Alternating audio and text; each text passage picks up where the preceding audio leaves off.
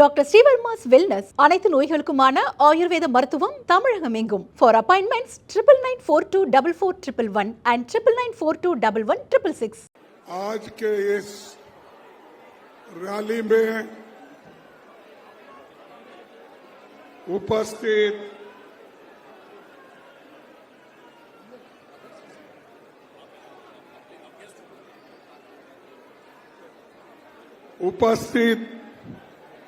श्री केसी वेणुगोपाल जी, भूपेश बघेल साहब, के राजू जी, प्रदेश कांग्रेस कमेटी के अध्यक्ष केशव महंता, कमलेश जी, सीएलपी लीडर प्रदीप यादव जी, मंच पर बैठे हुए सभी मंत्रीगण, सांसद, विधायक, सारे हमारे साथियों, मीडिया के मेरे दोस्तों, यहाँ पर पधारे हुए भाइयों, मेरे माताओं और जो दूर दूर गांव से आए हैं, कलाकारों, युवा मित्रों और मीडिया के हमारे दोस्तों, सभी को मेरा जोहार। साथियों, हमारी गठबंधन सरकार, वहां पर खामोश बैठ ठहरिए, नहीं तो बाहर जाइए। Don't spill with me.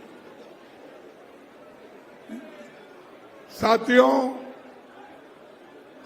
ये गठबंधन सरकार बनने के बाद पहली बार मैं यहां पर आया हूं। मैं सभी झारखंड वासियों का तहे दिल से शुक्रिया अदा करता हूं। आपने इतना बड़ा मैंडेट हासिल किया, 56 सीट आपने लाई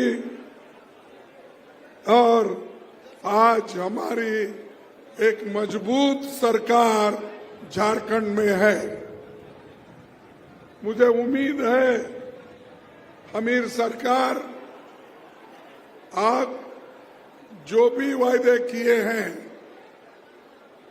वो वायदे आप सब मोल के उसको निभा रहे हैं और कोई शिकायत नहीं। ऐसा काम हमारी पार्टी के लोग, हमारे मंत्रीगण, हमारे विधायक और गठबंधन की सरकार, ये सभी मिलकर कर रहे हैं। इसीलिए मैं आप सभी को धन्यवाद देता हूं कि इतना अच्छा काम करने के लिए। भाइयों, देश में आपके सामने बहुत बड़ा संकट आया है। बैठना है तो बैठना है तो बैठो, वही, डोंट शाउट। साथियों, देश में जो चल रहा है वो सब आपके सामने है। 22 तारीख को देश में एक बहुत बड़ा भयंकर आतंकवादी हमला हुआ। 26 बेगुनाह लोग मारे गए और सरकार ने ये माना कि इंटेलिजेंस फेल्यूर है, इसको हम सुधारेंगे। जब ये मालूम है आपको तो आप अच्छी व्यवस्था क्यों नहीं करें? ये हमारा पहला सवाल है। और मुझे ये भी इंफॉर्मेशन मिला और कहीं पेपर में भी आए हैं, लिखे हैं कि 3 दिन पहले ही, हमले के 3 दिन पहले ही वहां इंटेलिजेंस रिपोर्ट मोदी जी को भेजा था और उसीलिए मोदी जी ने कश्मीर जाने का प्रोग्राम कैंसल किया था। ये मैं एक पेपर में पढ़ा। जब इंटेलिजेंस लोग आपकी रक्षा के लिए ये कहते हैं आप जाना मुनासिब नहीं है, तो आप वही बात अपने इंटेलिजेंस लोगों को, सिक्योरिटी को, वहां के पुलिस को, वहां के बॉर्डर फोर्स को आपने क्यों नहीं इत्तला दिया और क्यों ये सुरक्षित लोगों का सुरक्षितपन क्यों नहीं किया? ये पूछता हूं मैं। जब आपको इंफॉर्मेशन आता है आप प्रोग्राम कैंसल करते हो, लेकिन आप जो टूरिस्ट लोग वहां पर गए थे उनकी रक्षा के लिए भी आप अच्छे ज्यादा संख्या में पुलिस भेज सकते थे, ज्यादा संख्या में बॉर्डर फोर्स बोल सकते थे, लेकिन आपने 1 मिनट भाई, लेकिन आपने वो काम नहीं किया। और ऑल पार्टी मीटिंग में भी आपने ये मान लिया कि इंटेलिजेंस की चूक हो गई है। जब चूक को आप मान रहे हैं तो भाई साहब मैं पूछता हूं, इतने लोग हमारे मर गए, उसकी जिम्मेदारी भी आप लेना चाहिए। हम तो इस पाकिस्तान के साथ टेररिज्म के खिलाफ लड़ने के लिए जो सरकार कोशिश करेगी उसका पूरा पूरा साथ हम देंगे, क्योंकि हम इस देश के मूल निवासी हैं। जितने भी आदिवासी भाई हैं, अरे वो तो इस देश के मूल निवासी है। देश को बचाना, देश की सुरक्षा करना, ये आदिवासियों का पहला फर्ज है। लेकिन आप लोग इधर ध्यान नहीं दे रहे कि जो लोग मरते हैं देश के लिए, उनको तो उनके तरफ आपका ध्यान नहीं है। और बार बार कांग्रेस पार्टी को आप लोग गालियां देते रहते हैं। और उसके अलावा आप ये भी कहते हैं आतंकवाद के खिलाफ इस लड़ाई में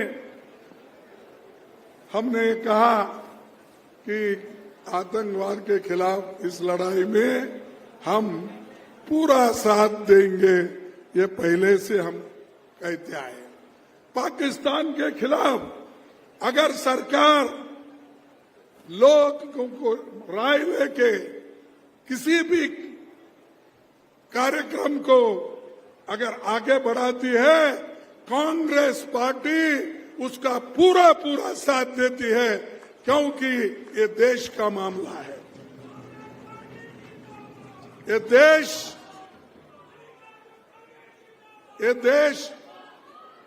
देश सबसे बड़ा है।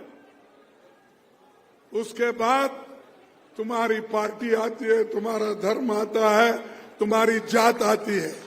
देश के सामने कुछ नहीं।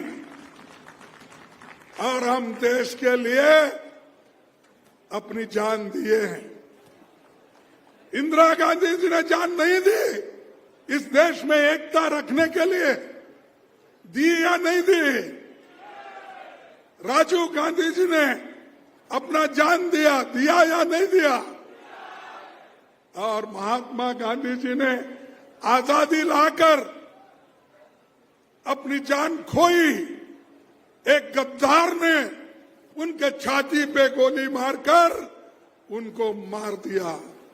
और महात्मा गांधी को किसने मारा? जोर से बोलो, मुझे सुने नहीं आता। हाँ, अच्छा, हम वहां से आते हैं। हम गांधी जी के शिष्य हैं, इंदिरा जी के शिष्य हैं और हम राजीव गांधी के शिष्य हैं। सोनिया गांधी जी भी अपनी पूरी जिंदगी देश के लिए त्याग की। प्राइम मिनिस्टर बनने का मौका आया, 2 बार उन्होंने ठुकराया अधिकार को, लेकिन ये लोग 100 जान लेकर आज अधिकार में बैठना चाहते हैं। तो इसलिए भाइयों, हमको अपना काम करना है देश के हित में, और उसी लिए हमने चंद उसूल तैयार किए। एक तो है कि हम पहला एक ओबीसी का कास्ट सेंसस का, यानी जातीय जनगणना, ये राहुल गांधी जी ने और पूरे पार्टी ने यह तय किया है कि ओबीसी की जातीय जनगणना होना चाहिए। पहले तो मोदी जी बोले और बीजेपी के लोग बोले, क्या बोले? बोले कि तुम जातीय जनगणना लाकर इस मुद्दे को उठाकर तुम लोगों को डिवाइड कर रहे हैं, टुकड़े टुकड़े कर रहे हैं। ये उन्होंने कहा। मैं पूछता हूं, जब हम कहे तो आपने बोला देश के टुकड़े कर रहे, धर्म के टुकड़े कर रहे, जाति जाति में झगड़ा लगा रहे, आपने कहा। लेकिन आज जो बात हम पहले बोलते थे, राहुल गांधी जी जो पहला बोलते थे, उसी बात को आज आपने दोहराया है और कहा है कि हमारे आगे आने वाले सेंसस में हम सबकी कास्ट उसमें, जाति उसमें नमूद करेंगे। तो जीत आपकी हो गई। जो कांग्रेस पार्टी के वर्कर्स हैं, जो आप लोग बैठे हैं, आपकी जीत हो गई और मोदी जी हार गए। इसीलिए जातीय जनगणना में आज जाति के वो कॉलम आ गया है। मैं ये किसी को इंसल्ट करने के लिए नहीं बोल रहा हूं। अरे भाई, जो बोलते हो वैसा चलो ना। बोलते एक, करते एक।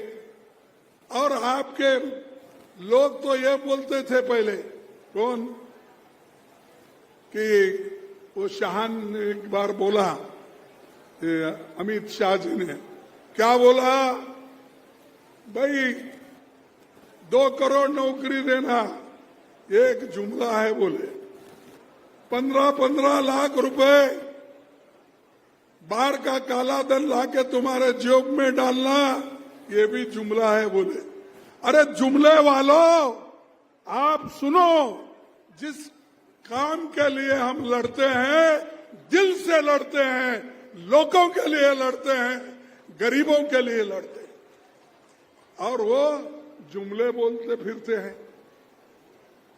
इसलिए आप लोगों को बहुत एक होकर लड़ना है और इसलिए पार्टी को मजबूत करना है। पार्टी नहीं है तो कोई मंत्री नहीं बनेगा, पार्टी नहीं है कोई मुख्यमंत्री नहीं बनेगा, पार्टी अगर नहीं है तो केंद्र में हमारी सरकार भी नहीं आएगी। पहले लड़ो और तुम हासिल करो। जब मंजिल पे हम पहुंच जाएंगे, फिर देश में एक, जिस तरह इंदिरा गांधी जी ने गरीबों के लिए काम किया, उसी ढंग से हमारी कांग्रेस पार्टी काम करते रहेगी। तुम्हारे लिए हर चीज की सहूलत मिलते रहेगी। भाइयों, सोशियो इकोनॉमिक जो हमारी थ्योरी है, जो कांग्रेस पार्टी ने उठाई है, जो राहुल जी गांधी जी ने उठाई है, ये हमारे को सामाजिक न्याय के साथ आर्थिक न्याय मिलना, शैक्षणिक न्याय मिलना, इसके लिए गरीब लोग लड़ रहे हैं, इसके लिए बैकवर्ड के लोग लड़ रहे हैं, इसके लोग दलित लोग लड़ रहे हैं, आदिवासी लड़ रहे हैं, सभी लोग लड़ रहे हैं, इसलिए कि वो इस देश के मूल निवासी है, इस देश को बचाना भी चाहते हैं, इस देश को आगे ले जाना भी चाहते हैं। तो भाइयों,